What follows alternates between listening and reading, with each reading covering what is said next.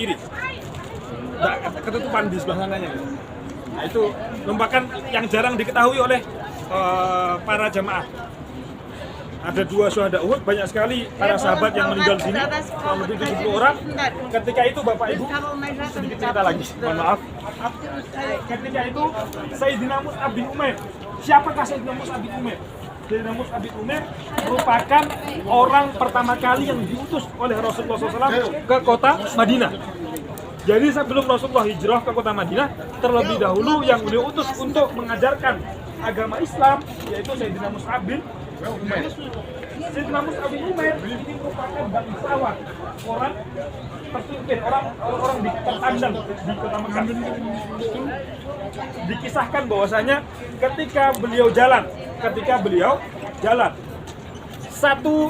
sudah lebih dari 100 meter dari perjalanan beliau. Misalkan beliau sudah di 100 meter sebelah sana, saya di sini, beliau melewati depan saya, itu bau parfumnya masih tercium, tercium. Saking bagaimana pandangnya beliau. Bau parfumnya beliau sudah lewat 100 meter dari saya, itu masih tercium. Tapi kemudian ketika beliau masuk Islam, beliau meninggalkan kemewahan-kemewahan beliau. Ketika itu beliau diuji sama ibunya.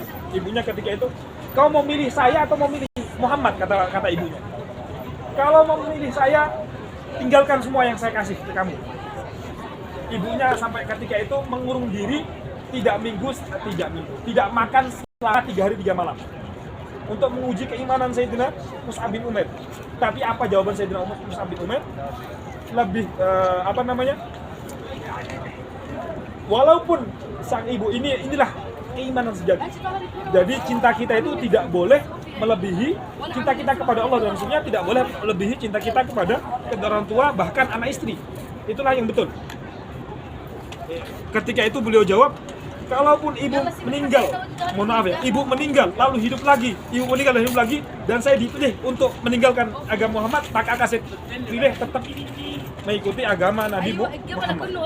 Itulah keimanan beliau ketika itu. Maka beliau tinggalkan semua kemewahan-kemewahan yang ada, sampai kemudian beliau wafat ketika itu di peperangan Uhud. Rasulullah SAW meneteskan air mata. Kenapa beliau meneteskan air mata, Bapak Ibu? Ketika itu di masa perang Uhud itu, Bapak Ibu, kaum muslimin ketika itu kekurangan kain kafan.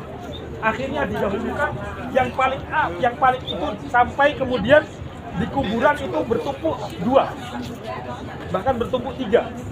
Didahulukan yang paling banyak penghafal Al-Quran. Siapa yang paling menghafal Al-Quran lebih dulu, itu yang paling didahulukan. Dan ketika berkafan di Mus'ab bin Umair, ketika kepalanya ditutup, kakinya terlihat. Ketika kakinya terlihat, kakinya tertutup, kepalanya terbuka. Itulah Rasulullah menangis.